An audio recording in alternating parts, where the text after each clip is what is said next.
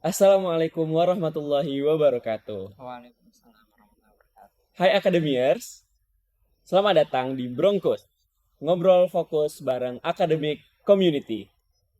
Kenalin, aku Muhammad Nandito Hapsi, bisa dipanggil Dito, selaku moderator di Broncos Podcast kali ini. Langsung saja, kita kenalan dengan narasumber kita, yaitu adalah Bang Wahyudin Ahmad. Kepada Bang Yudin, boleh Bang? Silahkan diperkenalkan dulu Bang. Baik, mungkin singkat saja ya. Ya. Perkenalkan, nama Muhammad Wahidin Ahmad, biasa dipanggil Wahyu. Sewaktu di Akademi Komuniti sebelumnya, saya sebagai Magnus Gen Homeostasis atau periode 2018-2019 kurang lebih. Nah, saya berasal dari Gorontalo, dari angkatan 2018. Waduh, ini keren sekali ya narasumber kita sekarang. Itu adalah Magnus di Gen Homeostasis ya, Bang? Iya, Aduh, betul. berarti udah 2018. Nah, sekarang kita abangnya menyempatkan hadir untuk ngobrol-ngobrol nih bareng kita tentang tema kita, tema podcast kita pada kali ini. Nah, jadi Bang, untuk tema podcast kita itu mengenai koas life. Nah, gimana? Mungkin nanti Dito akan bertanya kayak mana koas dan juga serba-serbi tips and trick yang mungkin akademiers harus tahu untuk menyiapkan diri di masa preklinik dan akan menghadapi masa koas ke depannya. Oke, mungkin kita langsung masuk ke pertanyaan pertama aja Boleh, gimana, boleh, Bang? boleh. Oke. Jadi yang pengen Dito tanya itu mengenai terminologinya dulu nih, Bang. Jadi bagaimana menurut Abang apa itu Oke. koas? Koas itu sebenarnya kalau dari secara bahasanya itu dia koasisten. Jadi itu secara bahasanya singkatan dari koasisten. Atau kalau kita kenal itu kan koas itu merupakan satu tahap yang harus kita lewati sebelum kita jadi dokter. Jadi ketika kita sudah selesai atau sudah wisuda sarjana, ya kan, S1 pendidikan kedokteran, nanti kita harus menjalani tahap koas atau kita formalnya kenalnya tahap profesi atau kepanitiaan klinik nama lainnya. Jadi tujuannya untuk mengimplementasikan. Kita kan di sarjana udah banyak tuh belajar teori ya kan. Terus kalau untuk praktikum ataupun skill-skill itu kan kita latihannya ke manekin gitu kan. Hmm, Nah sekarang di waktu koas ini kita dituntut untuk mengimplementasikan ilmu kita ataupun skill yang udah kita pelajari tadi itu ke pasien langsung. oh gitu. Jadi emang harus itu dulu ya sebelum kita benar-benar dilepas nanti di masyarakat gitu jadi dokter. Oke, berarti mungkin Dito rangkum ya, Bang. Jadi koas itu berasal dari kata koasisten, di mana memang intinya itu koas merupakan implementasi dari teori yang sudah kita pelajari di preklinik ya, Bang. Iya betul. Oke. Mungkin kita lanjut saja ya, Bang. Ke pertanyaan selanjutnya adalah eh, jadi kita udah ngerti nih koas itu bagaimana apa gitu, Bang. Nah, selanjutnya di koas itu kita ngapain aja, Bang? Apakah sangat memang kan katanya pas koas tuh memang seram gitu. Kayak orang-orang menganggap masa-masa koas itu masa-masa yang nggak ada istirahat, terus sangat-sangat capek. Nah, kalau menurut Abang itu jadi capek beneran nggak, Bang? Jadi selama koas itu ngapain aja? Oke. Jadi selama koas itu sebenarnya banyak kegiatannya. Nggak beda jauh juga dari kita preklinik. Jadi untuk kegiatan di koas itu yang pertama yang pasti ilmiah. Ilmiah ini kalau kita ibaratkan dengan waktu preklinik kayak kita lagi tutorial, kita lagi KP kuliah pengantar, atau lagi skills lab itu semuanya kalau di koas namanya ilmiah. Ya. Jadi ilmiah ini ada banyak jenisnya, ada yang bedside teaching atau BST. Jadi ini kita periksa pasien langsung di samping bednya itu dilihat langsung oleh konsulen. Jadi ibaratnya kayak kita lagi ujian SL, ya kan? Jenis di perkenalan seperti itu tuh BST. Kemudian ada CRS, Case Report Session atau laporan kasus. Jadi kita pilih pasien, misalnya pasiennya TB paru nih. Kita periksa, kita anamnesis, kita pemeriksaan fisik, terus kita presentasikan ke konsulen, itu CRS. Kemudian ada yang namanya CSS atau Clinical Science Session. Jadi ini kayak kita kumpulin literatur yang membahas tentang TB paru misalnya. Terus kita presentasikan ke teman-teman ataupun ke konsulen. Terus juga ada yang MTE. Nah, kalau MTE ini atau artinya meet the expert itu sama kayak kuliah pengantar. Jadi nanti konsulennya bakal memberikan materi hanya sekadar review saja yang sudah kita pelajari waktu di preklinik. Itu yang pertama ilmiah. Terus yang kedua adalah dinas jaga. Mungkin ini yang sangat membedakan antara preklinik sama klinik ya. Jadi kita ada dinas jaga. Jadi teman-teman atau kita sewaktu koas itu setelah selesai jam kerja sampai jam 4 sore, kita dinas berarti dari jam 4 sore sampai besok lagi jam 7.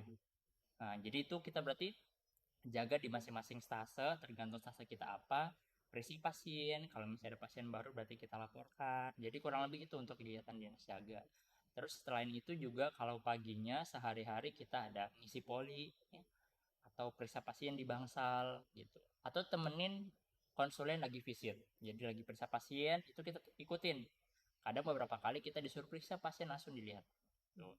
Atau kadang kita disuruh periksa dulu pasien terus laporkan ke saya.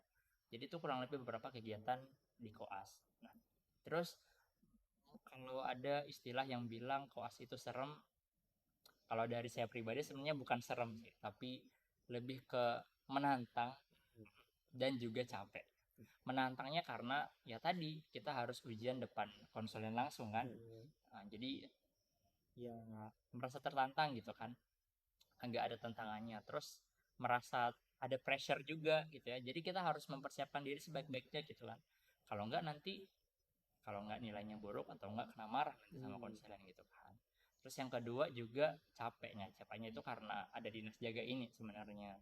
Jadi ya itulah yang membedakan antara preklinik sama klinik ya. Kalau untuk yang klinik kan itu jadwalnya nggak teratur gitu ya kan. Kalau untuk yang preklinik kan sehari-hari kita rutin tuh, Jelas pagi ya kuliah Bang. Ya. pengantar ya kan, terus habis itu tutorial, siang skills lab, habis itu udah gitu kan. Jadi itu udah kurang lebih yang kita akan Hmm, alamin waktu di koas. kayak gitu ya akademiers. Jadi memang koas itu lebih ke menantang ya, Bang. Iya betul, Menantang menantang. karena memang jadwal nggak menentu.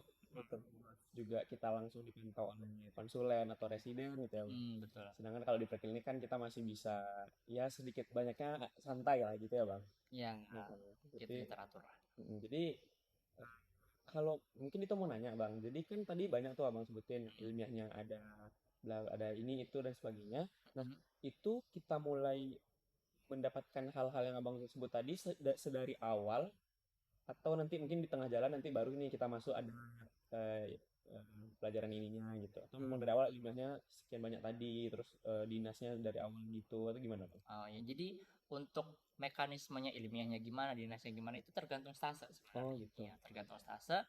Nanti masing-masing stase itu beda-beda. Hmm. Ya. Ada yang dari awal memang udah langsung ilmiah. Ya. Ada yang memang dari awal udah langsung dibagi dinas jaganya. Ada. Ya. Tapi ada juga beberapa stase yang nggak ada dinas jaganya, kayak kulit. Ya kan? Stase kulit itu nggak ada dinas jaganya. Stase radiologi nggak ada. Oh ya. Iya. Jadi beberapa stase nggak ada dinas jaganya. Tapi kalau misalnya ada pun, ya nanti biasanya untuk jadwalnya nanti yang nentuin kita, tapi dari ketua atau dari sekretarisnya ya. Kalau untuk ilmiahnya masing-masing stase itu sudah ada ketentuannya. Misalnya misalnya di stase tertentu BST aja. Hmm. Jadi kita periksa pasien aja, nggak usah ada CRS atau nggak usah ada CSS. Atau di stase yang lain mungkin ada lagi ilmiah tambahan selain dari yang saya Oh, sebutkan gitu. tadi. Jadi intinya tergantung dari stasiunnya masing-masing. Berarti lumayan bervariasi juga ya Bang. Oh Bervariasi iya, betul. kan tadi Bang Oyi juga bilang sangat menantang gitu. Iya. Iya, kita siap-siap lah teman-teman akademers preklinik untuk ditantang di zaman koas nanti. Oke, mungkin pertanyaan selanjutnya lebih udah Abang sebutkan juga sebenarnya tadi ada beberapa, tapi Dito izin untuk bertanya kembali mengenai rangkumannya gitu Bang. Jadi bagaimana rangkuman mengenai perbedaan koas dan preklinik? Nah, Oke, jadi kan tadi Abang udah sebut nih beberapa, nah tapi di sini Dito minta untuk gimana perbedaannya. oh iya. Oke, mungkin perbedaannya sebenarnya nggak jauh beda ya. Perbedaan yang pertama yang paling mencolok itu adalah dinas jaganya. Kalau di preklinik kita ya udah sore selesai jam 4 selesai SL udah kelar gitu kan. Mungkin ada beberapa kasus yang kuliah pengantarnya risket ya kan. Tapi jarang juga risketnya ke jam di luar jam kerja kan. Biasanya mungkin risketnya ke jam 1 ke jam 2. Intinya dia masih interval jam 8 pagi sampai jam 4 sore. Tapi kalau misalnya ketika di klinik itu kita ada dinas jaga gitu kan, dinas jaga. Terus karena konselin juga biasanya ada dinas jaganya, jadi kadang tuh ilmiahnya pas waktu dinas jaga. Nah gitu, jadi lebih Dan bervariasi. Kita nggak bisa ngatur waktu kita itu sesistematis mungkin, itu lebih sulitnya itu kan.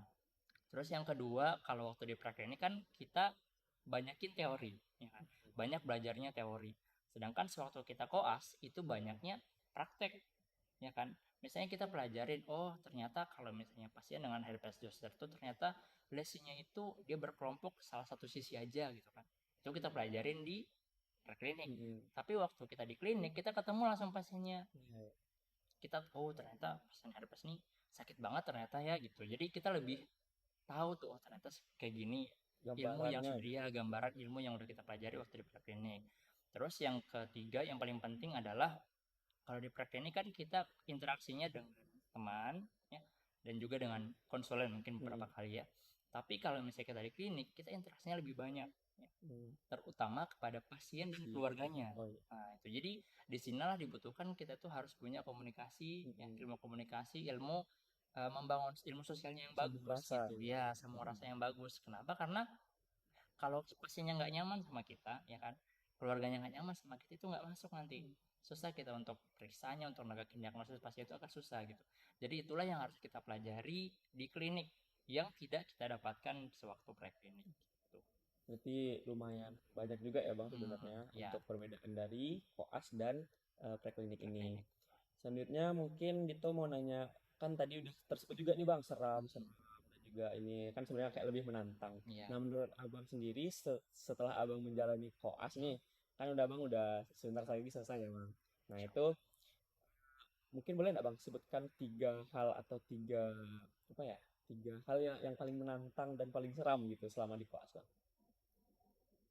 Kalau yang paling menantang ya, sebenarnya yang paling menantang kalau dari sebenarnya itu masing-masing Iya. mungkin ada ya beda-beda ya. Tapi kalau dari abang pribadi yang abang lihat itu yang paling menantang sebenarnya visit konsulen. Jadi ketika konsulen lagi visit ya, lagi mengunjungi pasien, meriksa pasien, itu kita sebagai dokter muda itu biasanya takut gitu, deg-degan. Kayak, coba Wahyu sini, periksa Hmm. pasiennya. Ah gitu kan, secara tiba-tiba gitu, kita nggak ada kayak persiapan sebelumnya disuruh nanti cek periksa pasien ini ya gitu. Jadi karena itu serba mendadak, ya kan, terus diliatin tuh bayangin kita misalnya lagi meriksa pasien kan, diliatin sama konsulen, diliatin sama residen, diliatin sama temen, Ah, diliatin sama keluarga pasien. Tuh, hmm. kebayangkan pressure-nya kan, Serasa di kayak sidang gimana. ya Bang. Jadi disitulah kita dituntut untuk serius, untuk belajar bener-bener gitu kan. Karena coba teman-teman bayangin ya, kalau misalnya di dari kita pribadi, misalnya ada yang sakit anggota keluarga kita kan, terus kita ngeliat ada yang meriksa anggota keluarga kita meriksanya asal-asalan, pasti dari kita pribadi kayak, "Ih, kok kayak gini sih caranya gitu kan." Nah itulah jadi kita dituntut untuk paling tidak bisa secara teori mungkin ya, tapi nanti di awal sas itu biasanya akan diajarin tuh, oh gimana cara meriksa ini, cara meriksa pasien kayak gini, cara meriksa pasien yang ini kayak gini. Jadi kita dituntut untuk siap setiap waktu ketika sewaktu-waktu disuruh kayak gitu. Itu yang paling menantang tuh biasanya itu. Terus juga yang paling menantang selain itu juga kalau di stase bedah tuh, khusus stase bedah itu namanya grand case. Jadi kita presentasi kasus ke semua teman-teman kita satu siklus. Biasanya itu ke teman-teman sekelompok jadi kayak 5-6 orang aja. Hmm. Tapi ini kita presentasi kasus ke semua teman-teman satu siklus. Ya, kalau bedah itu kan banyak tuh biasanya 50-60-an orang. Dan juga ke konsulen. Oh, Nah, gitu. gitu tuh. Jadi ya, lebih was-was lah. Sama kayak kurang lebih ke pas pleno. Iya. Ya, pas teman-teman pleno kan atau tutorial hari iya pleno berarti Iya, bukan Pen. tutorial hari kedua, pleno. Jadi ya kurang lebih kayak gitu juga menantang sih. Ini. Berarti itu ya akademiers yang paling menantang itu kalau VCT ada konsulen di mana kita memang sangat di judge rasanya kalau misalnya kita nggak bisa ngapa-ngapain. Jadi memang harus persiapannya Ya mateng gitu harus ya Bang. matang lah. Mm-mm. Oke, kita move on ke pertanyaan selanjutnya. Itu kan kita nih sebagai akademiers berarti sebagai anak AC gitu Bang. Nah, menurut Abang kan Abang sudah melalui AC dan juga sudah merasakan bagaimana koas. Nah, Iya, iya. apa sih benefit yang abang dapatkan selama AC dan itu kepake di koas? Nah, menurut abang itu gimana bang? Oke. Sebenarnya kalau untuk benefit Aceh banyak ya. Iya. Kan kalau di Aceh itu kan yang salah satu agenda yang sering kita laksanain itu kan belajar rutin. Ya kan belajar rutin. Dimana di situ per hari itu biasanya kan dibikin PJ. Ya, mungkin Hmm. hari ini Orus ya kan atau hari ini Girus misalnya. Dan di situ kita dituntut untuk bisa mengerti teori dan pandai menjelaskan ke teman kan. Kita dituntut di situ. Dan itu dilakukan tiap hari, tiap minggu. Nah, tiap minggu. Nah, berarti kita dituntut untuk memiliki kemampuan public speaking yang bagus, Hmm. iya kan? Nah, jadi itulah yang sangat kepake pas waktu kita di koas. Jadi pas waktu di koas, misalnya kita diminta untuk presentasi kasus, misalnya TB atau kasus yang lain. Jadi kalau kita sudah terbiasa untuk menjelaskan ke teman-teman pas waktu belajar rutin, maka akan kepake itu. Akan kepake kemampuan kita. Oh ya udah santai aja, udah percaya diri ya. Kalau istilah ilmu kan masing-masing pasti bisa belajar gitu Iya. kan. Tapi kemampuan buat ngejelasin ke teman itu di depan umum itu nggak semuanya bisa. Hmm. Nah, kita yang di Aceh yang udah dilatih setiap hari kayak gitu, setiap minggu kayak gitu, jadi harusnya bisa. Dan itu yang kepake sama abang. Jadi abang kalau misalnya ilmiah, insya Allah lebih percaya diri gitu. Karena oh ini bukan hal baru buat saya gitu loh istilahnya. Di Aceh aku tiap hari kayak gini gitu. Hmm. Ah gitulah kurang lebih. Itu yang pertama. Terus yang kedua, karena ilmunya kan kita di Aceh lebih sering belajar, jadi harusnya secara ilmu kita lebih banyak, gitu kan, terutama ilmu mengenai anatomi sama fisiologi. Nah, itu kepake banget pas di klinik, karena konsulen itu sering bertanya gitu, misalnya eh, pasien misalnya dengan herpes, kok bisa sih kena herpes tuh? Kok bisa dia timbul herpes pada saat kapan tuh herpes timbul gitu. Jadi kita dengan pengetahuan anatomi fisiologi itu kita bisa tahu oh herpes itu timbul kalau sistem imun tubuh kita itu turun. Nah, pas kapan? Misalnya kita lagi begadang lah, ya kan kita lagi stres, nah gitu ya. Terus yang ketiga, yang paling penting itu adalah pas waktu kita misalnya kita masuk kamar OK, kamar operasi nih di OK. Kita kan misalnya stase bedah masuk kamar operasi. Itu kita ngelihat tuh, oh iya misalnya abang pernah tuh pas dinas jaga ikut operasi evakuasi hematom, Hmm. pasien perdarahan intrakranial kan. Nah, pas itu oh ya ini yang diiris pertama ini yang skin. Nah, ini yang kedua yang diiris kedua ini yang connective tissue. Oh ini yang apa neurosisnya. Jadi kayak kepake gitu ilmu yang kita pelajari di Aceh pas waktu kita di klinik. Oke, waduh, ternyata banyak sekali ya benefit yang sudah kita dapatkan di Aceh dan itu sangat berguna di masa koas nantinya Ya, Bang. Dan bahkan mungkin sampai udah jadi dokter gitu ya Bang. kepake terus insya Karena Allah. memang di mana public speaking kita dilatih, terus juga dari segi keilmuan kita memang kita selalu ditempa di Aceh, di mana nanti insya Allah berguna dan bermanfaat Iya ya betul. Bang. Alhamdulillah. Mungkin selanjutnya itu lebih ke ini Bang, persiapan. Nah, nanti kan kami para akademiers ini masih anak-anak yang belum tahu apa-apa gitu ya Bang, masih. Iya iya. Menurut Abang itu bagaimana apa saja nih persiapan yang dapat kami siapkan sebelum memasuki preklinik nanti? Masuki maaf klinik nanti, koas. Oke, persiapan ya, berarti Hmm. persiapan pas waktu kita masuk klinik ya. Kalau persiapannya sebenarnya yang paling penting adalah kalau kita udah di koas itu, kita dianggap sudah sarjana. Hmm. Sudah sarjana kedokteran. Berarti secara keilmuan kita dianggap udah khatam. Itu. Jadi kalau misalnya kita nggak tahu itu biasanya kena marah tuh. Kan udah saya ajarin di preklinik, kok Hmm. nggak tahu? Nah, gitu tuh. Jadi kita secara secara pasti kita bakal dianggap kita sudah khatam ilmu kedokteran secara teorinya. Nah, jadi buat persiapan kita sewaktu masa preklinik adalah kalau bisa setiap materi itu setiap kita belajar misalnya kita bikin rangkuman masing-masing materi atau masing-masing penyakit itu. Paling tidak rangkuman mengenai hal-hal yang penting kayak dari anamnesis apa yang perlu kita gali nih. Misalnya pasien dengan herpes, oh dia riwayat begadang atau di riwayat stres itu yang bikin imunnya turun, ya kan. Terus habis itu yang kedua dari pemeriksaan fisik, oh ternyata lesinya itu berkumpul terus sesuai dermatom gitu, salah satu sisi aja.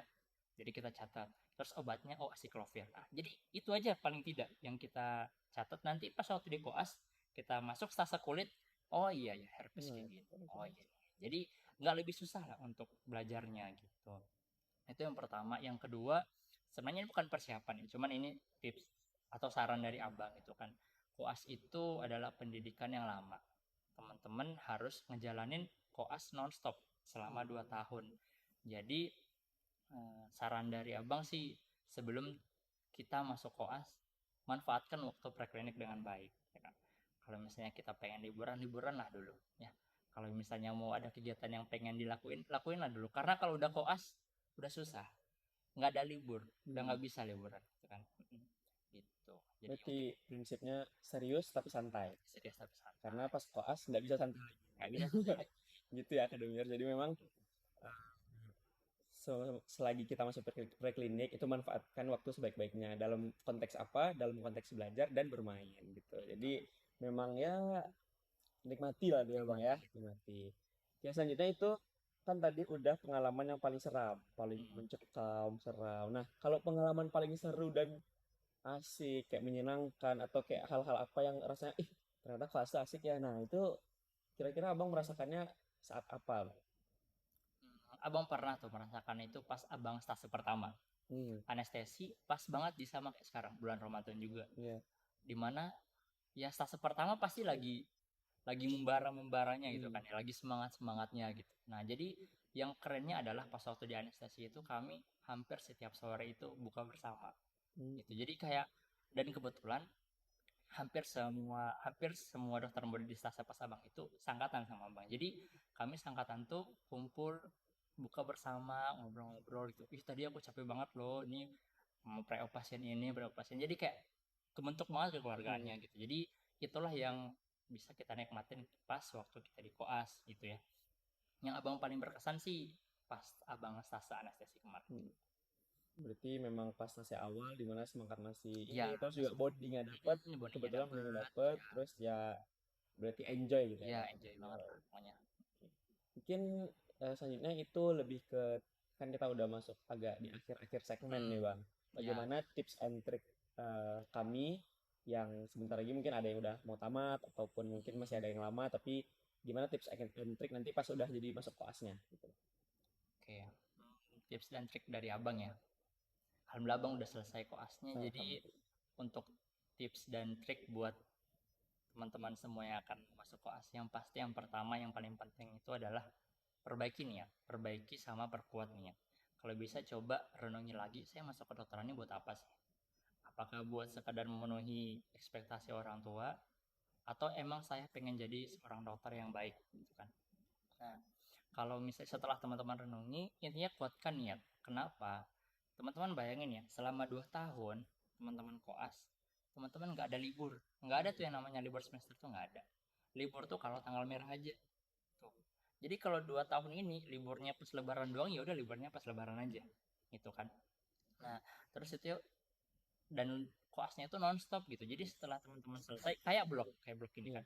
Selesai blok estetik 4 langsung lanjut lanjut estetik lagi. 5 yang gitu kan. Nggak ada jedanya, nggak ada libur semester kalau di koas. Jadi di sini teman-teman dituntut untuk serius ya, untuk serius. Kenapa kalau nggak serius, teman-teman akan gampang capeknya. Capek lah nih dinas mulu kan. Capek lah nih konsulennya marah-marah mulu misalnya kan. Nanti kalau misalnya yang kayak gitu, kalau dibiarin kita kenal dengan istilahnya burnout, Iya. capek ya. Jadi biasanya tuh kalau dokter muda tuh kalau udah selesai ke 9 ke 10 atau sudah selesai tahun pertama itu udah burnout tuh. Hmm. Aku capek koas, aku mau cuti dulu. Akhirnya dia cuti satu stase dengan konsekuensi selesainya jadi lebih lama, Hmm. ya kan? Teman-teman yang satu yudis dia udah selesai, dia harus nambah satu stase lagi karena dia cuti satu stase. Tuh, jadi intinya perbaiki niat. Itu yang pertama. Yang kedua, siapin fisik sama mental. Hmm. Ya, fisik yang pertama fisik ya. Teman-teman itu sebisa mungkin menghadapi koas itu dalam kondisi sehat dan bugar. Bayangin teman-teman disuruh nih kegiatan dari jam 8 sampai jam 4 sore, ya kan? Sibuk banget. Habis itu teman-teman dinas jaga. Dinas jaga itu tidurnya pasti berkurang tuh. Bahkan kalau pasiennya lagi banyak, nggak tidur semalaman. Sampai jam 7 pagi biasanya teman-teman aktivitas lagi kayak biasa tuh. Itu sering tuh selama 2 tahun teman-teman pakai kayak gitu. Ya kan? Kebayang nggak capeknya gimana itu kan? Jadi kalau misalnya kita nggak sehat, kita nggak jaga kesehatan kita dengan baik, sakit. Dan kalau sakit, ini informasi nih, kalau misalnya stase kecil, 1 hari doang maksimal nggak masuk koas. Kalau yang stase besar maksimal 2 hari. Ya kan? Jadi kebayang misalnya kita lagi sakit, sakit cacar, kan cacar itu biasa pengobatannya 7 hari ya. Otomatis kita harus cuti, ya kan? Harus ngulang. Iya, harus ngulang berarti, ya kan? Karena gara-gara kita sakit. Oke. Nah, itu yang pertama, siapin fisik. Yang kedua mental. Mental nih penting banget karena di koas itu kena marah itu wajar, ya kan? Kena marah itu wajar, kena bentak itu wajar. Bahkan konsulen sampai bilang koas itu artinya adalah kumpulan orang-orang salah. Jadi apapun yang disalahkan ya koas gitu. Iya. Dan karena secara strata di rumah sakit itu kita yang paling rendah, ya kan? Kita presiden baru konsulen. Betul ya. Nah, jadi kalau misalnya ada masalah, kita bisa yang kena. Makanya di situ, kalau misalnya kita nggak kuat mental, kena marah dikit, nangis misalkan. Nangis, nih aku kena marah sama konsulen ini, misalkan. Dulunya jadi nggak puas dia. Atau karena dia jadi stres, turun imunnya, sakit dia. Ya kan? Jadi disitulah penting kita untuk jaga kesehatan fisik dan juga kesehatan mental. Terus yang kedua yang paling penting itu banyak berdoa. Banyak berdoa semoga kita selalu sehat, ya kan? Terus semoga keluarga kita sehat, ya. Semoga tetap diberikan panjang umur karena banyak dokter muda itu dia harus cuti karena kemalangan, ya kan? kan itu di luar prediksi kita kan. Jadi kita kan udah sebisa mungkin jaga kesehatan nih, kan. Udah sebisa mungkin kita nggak stres, pokoknya fokus serius, kan. Pengen tamat cepat, ya kan, pengen tepat waktu. Tapi qadarullah itu kalau abang pikir itu memang bukan sesuatu yang kita bisa hindari gitu ya kan, ajal nggak ada yang bisa. Musibah ya Bang. Iya, jadi intinya banyak-banyak berdoa aja semoga diberikan panjang umur gitu kan, atau dihindari dari musibah gitu. Itu yang terus juga yang paling penting adalah nikmati aja koasnya. Nikmati koasnya. Koas itu emang capek, emang lama ya kan, emang berat rasanya, tapi kalau misalnya kita nikmatin insya Allah bakal aman lah. Dan yang paling penting juga cari temen, itu yang paling penting. Cari teman atau cari kelompok belajar yang bisa saling support ya, karena kena marah itu pasti, kena marah itu pasti, terutama misalnya cewek kan, kalau udah kena marah itu pasti bawaannya pengen cerita ya enggak. Down. Nah ya daun pengen cerita, pengen curhat ke ini sambil nangis-nangis gitu kan, biar dia agak plong, agak lega. Jadi butuh temen, butuh temen. Atau pas kita lagi burn out, aku udah capek nih, ada teman yang bisa ingetin atau bisa temenin buat kita misalnya refreshing lah gitu kan, gitu. Jadi penting banget buat kita cari teman untuk pas di kelas nanti gitu, biar ya saling support lah.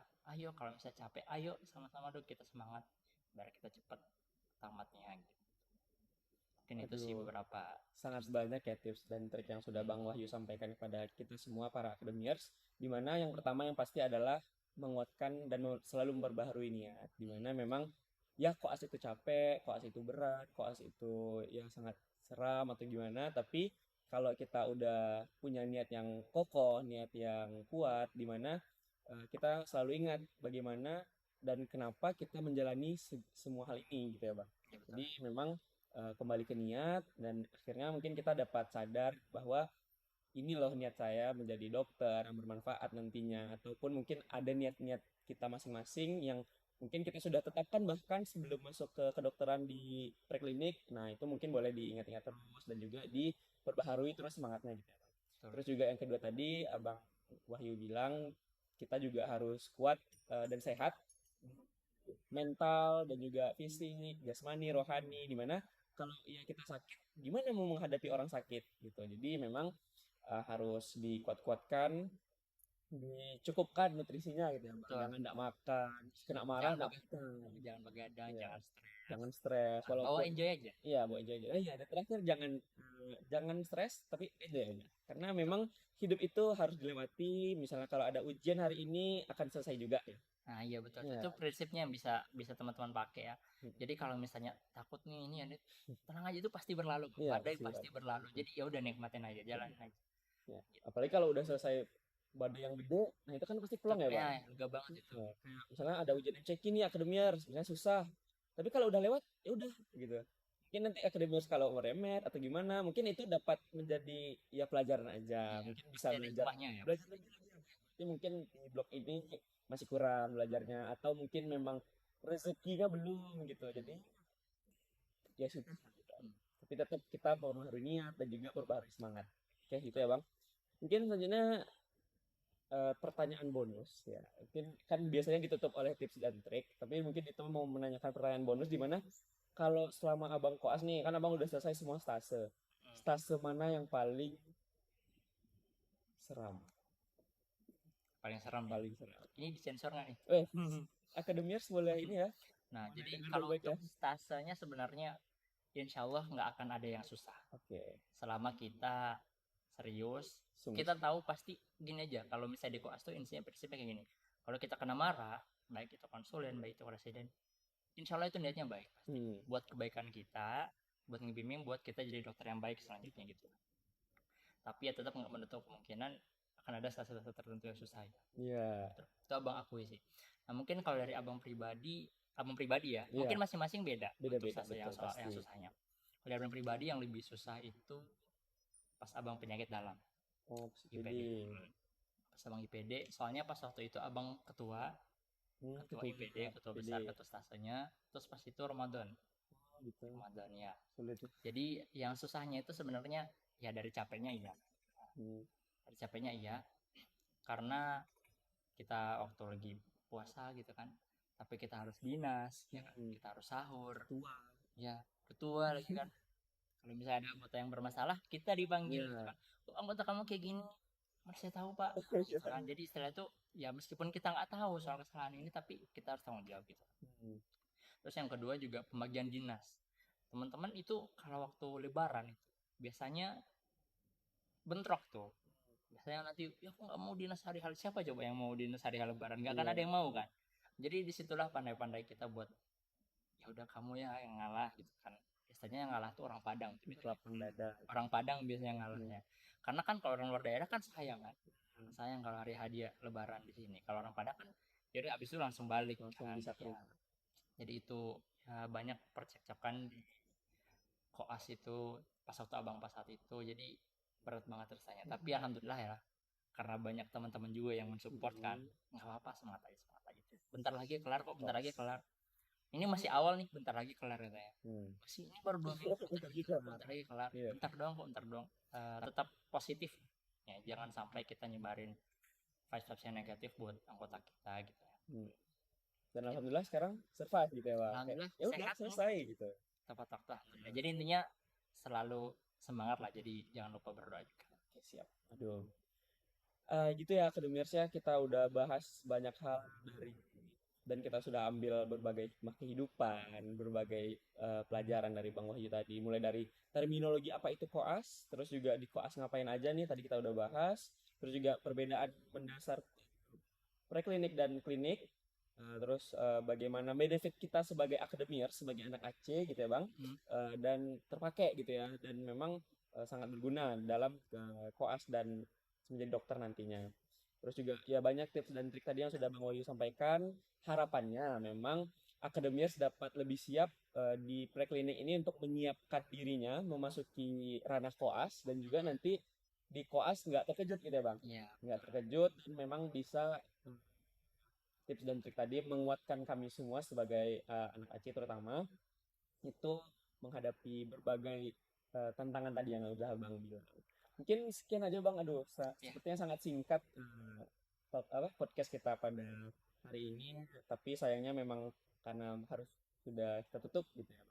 Mungkin Dito sebagai moderator mengucapkan banyak terima kasih kepada Ya, Bang terima Wahyu, kasih juga buat semua Magnus ya, Magnus Homeostasis yang sudah menyempatkan diri dalam berbagi dan sharing ilmunya kepada kita semua para akademiers yang insya Allah apa yang Bang Wahyu sampaikan tadi akan kita ingat dan kita ya bisa menjadi bekal kita lah untuk di kelas nanti. Amin amin ya rabbal alamin. Mungkin sekian dari Dito ya Bang. Oke, terima kasih banyak. terima kasih. Sampai jumpa akademiers. Assalamualaikum warahmatullahi wabarakatuh. Waalaikumsalam.